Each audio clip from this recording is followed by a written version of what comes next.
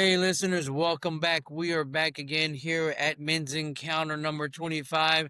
And I just had Pastor Dan Williams come off the stage with a powerful message. Listen, we're going to have speakers all day today, at least until about 3 or 4. So stay tuned. We're going to have a lot of people. Dan, Yes, sir. what were you talking about up there? Talking about the goodness of God, the mercy of God, and the grace of God. He'll take a train wreck of a life and turn it around and put it on a projection that you couldn't ever dream of when you were lost in our sin and our addictions and all the things that the world taught us. And He's able to turn us around and put us in a place where it's beyond what I could ever dream of. I was just trying to share with the men, because there's a lot of guys here that have been locked up and in trouble and in prison or in a halfway house, and just Right. giving them hope and letting them know that if you truly will just commit yourself to God, there's no end to what He'll do or where He'll take you. Absolutely. And our mutual friend Pastor Binion, is funny because I always teach just to say yes, just to tell the Lord Right. yes. And then I seen online that my friend Pastor Chris wrote a book called Yes. I'm like, man, let me read that thing, because that's what I've been telling people for years. So Yeah, it is good.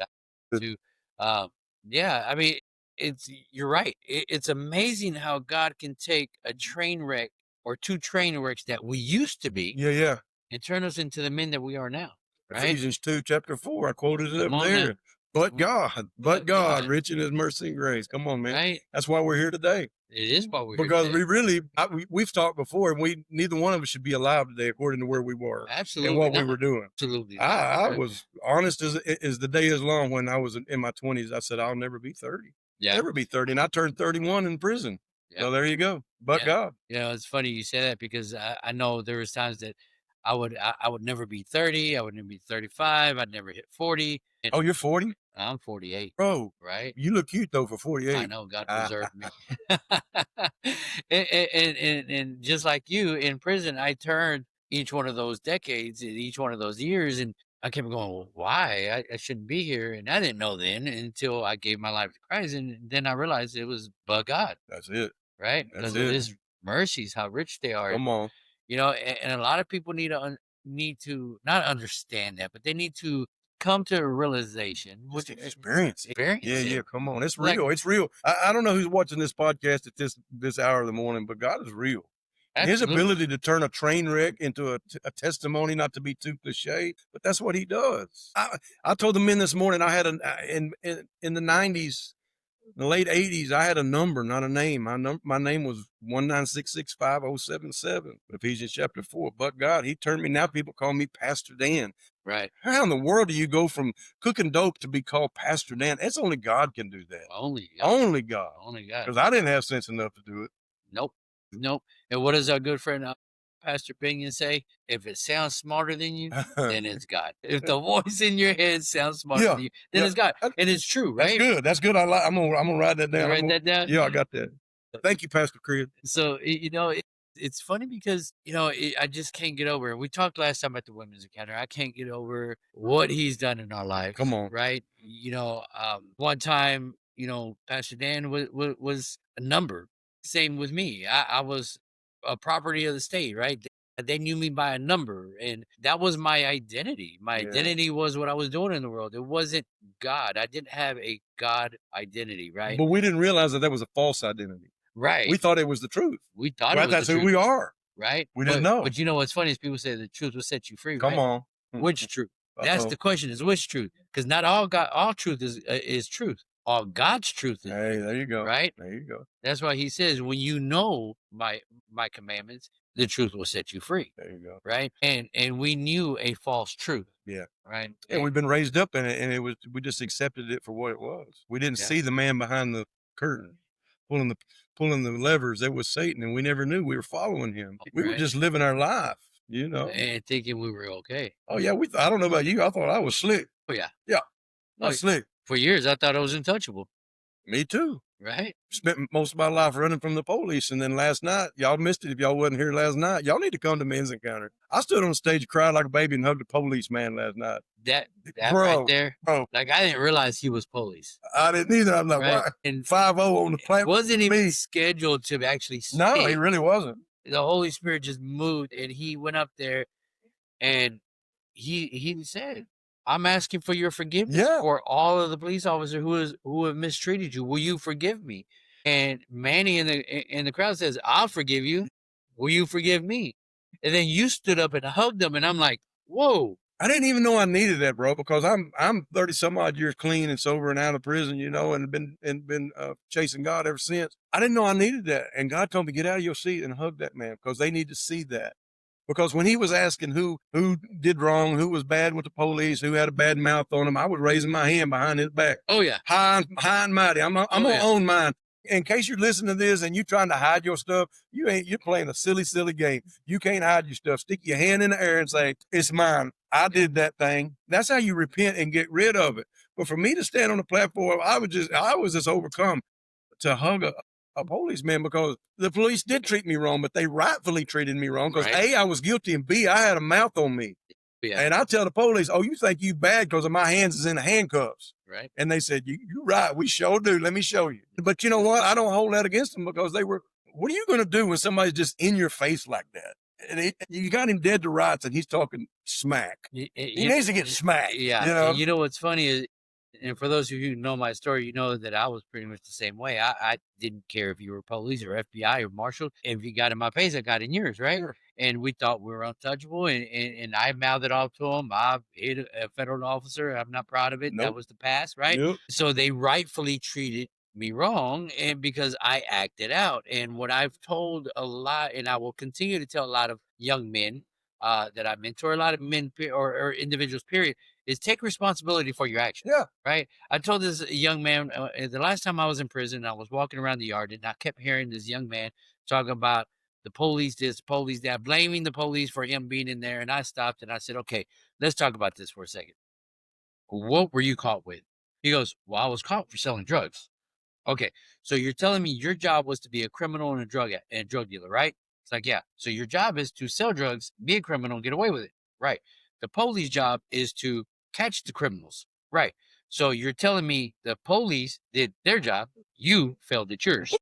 Come on. That's good. So I like it. who's responsible Yeah. for that, Yeah. right? Yeah. And that was a revelation that God gave me in there the last time I went I got because you. He's like, hey, Daniel, you need to take responsibility for your actions, and I'm like, but, and he goes, no, but It's uncomfortable, but it's a have to. yes, It's a have to. it is a have to. My daughter followed a path somewhat like her dad, and I'm sure she'll be on the podcast at some point in time. Look out for her because she's a powerhouse. But she was in and out of counseling, in and out of rehab, all the things, and all the counselors. She come and told me, she's Dad, they're trying to tell me that I'm the way I am because of you. I'm like, well, I'll own that. And she's like, no. She was owning her own garbage. She said, Right. no, nobody put a gun to my head to make me do drugs or sell drugs or cook dope. I did that. And once you can own it, that's what we're trying to talk to people on the podcast this morning. I just knocked the microphone. But anyway, that's what we're trying to tell you. Own it because you're not going to get free until you own it and say, you know what? You're right. I'm sorry, Lord. I did mess up. Policeman, I forgive you. Please forgive me because you did your job. That's revelation. I failed at mine I failed at miserably. mine. Well, I'm still trying to blame other people. I'm like, well, people Right. snitch me out. I did the same Yeah, thing. yeah. But you know I was what? ratted They out. were doing right too. Yeah. In the drug world, it's not considered right, Right. but in normal people world, that's the the right result, thing to right. do. Hey, somebody kicking in doors and robbing. And I tried blaming everybody else too, Yeah. right? They snitched on me. It's their fault. They were jealous of me, Yeah. but it was me. Yeah. And here's the 100%. thing, it doesn't stop there. You know, God is telling me to do this. To my exes, I apologize. There you go. I did you wrong, Yep. right? I had to learn after my last relationship that it wasn't about the argument. It wasn't about what she did. Whether she was right or wrong, that's between her and God, right? That's with all my exes. I apologize for not taking responsibility as a godly man and doing the things that are right. And I had to learn them. After that Yeah. last one, God sat me down and goes, look at yourself. Take responsibility for it going wrong because you were supposed to be the leader of this relationship and you failed.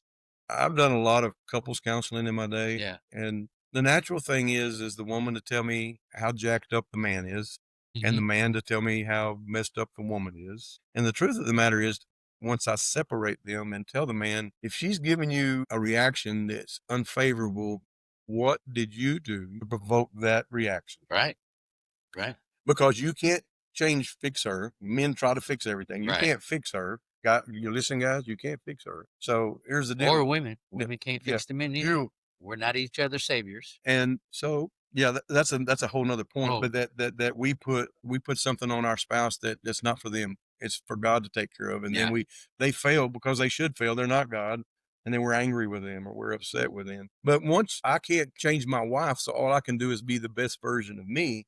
The best version of me is a repentant version, filled with the Word version, a filled with the Holy Spirit version, a godly version. That's all I can offer. But 99 times out of 100, you fix your part of the problem and it starts to get better. And you realize, and I was a large part of the problem, probably way over 50%. And for us guys, I'm saying we were probably like 90, you know? Listen, God was very, very, very blunt with me, as he always is, and he allowed me to realize that I was 99% Yeah, 99. I was trying to give of the I was trying to give problem. us guys a break. I was trying to say 90, but yeah, And I'm talking about myself. And listen, guys, and ladies, it's all over social media. You have women bashing men because they're the problem. You got men bashing women because they're the man. problem. Look, let's take a step back, Yeah, right? yeah. Come on. Let's just take a step back. Whether they did each other wrong or the men did women wrong, whatever the case may be, let's take a step back and let God handle that. And let's just ask ourselves, let's ask God to do one thing. Lord, search me and help me understand where I went wrong, 100%. right? And I promise you, that's going to change a lot of your thinking, and that's going to open up your eyes. And you may be on the floor crying and asking God for forgiveness, but that's okay because that's where we Sure. need to be, right? 100%. Absolutely. Dan, thank you so much. Man, I love being on this. I Yeah, wanna I wanna just hug all your listeners, man. Pay attention to what this man's got to say. If yeah, you've never been to a men's encounter, come on.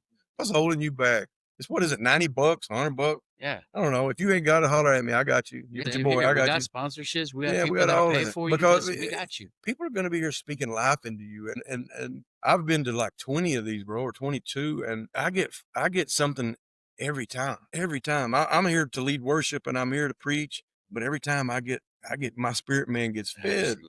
and I tell anybody I invite, I'm like, look, what's it like? I'm like, it's like drinking from a fire hydrant. It's just nonstop. And it's not like if there's like 8 speakers, it's not like 6 of them are what I call a snoozer, where you're like, No, it's like everyone. every one of them, you're like, they're preaching fire and you're just like, what? And they're preaching real stuff and they're telling you how to be a man and they're telling you how to deal with your addictions. They're teaching you how to be a spouse and it's just so good. It's just so good. It's worth $100. Listen, It's worth $100. I've been to several of them too, and for if the woman God has intended for me happens to be listening, listen, he's bringing you into my life at the right period of time because he has worked on me and being in these as a single man. And for you single men out there, come to these because as a single man, I have learned so much about what a godly husband, Come on. a leader of your home is, being the priest of your home. I've learned so much of what that is. And God has been working on me. And now I'm walking in that, right? I'm walking as a husband before I become a husband. And for you single men, that's what you need to do. There you go. All right. Good work. We are going to have Dan Williams on our show for a full hour, hour and a half, 2 hours, An maybe hour of all me. I don't know if night. they're ready for that. I don't think so either. Listen, stay tuned. We will set a date and we will have them back on to speak more truth. Cool. All right. Love you, We'll see brother. you soon.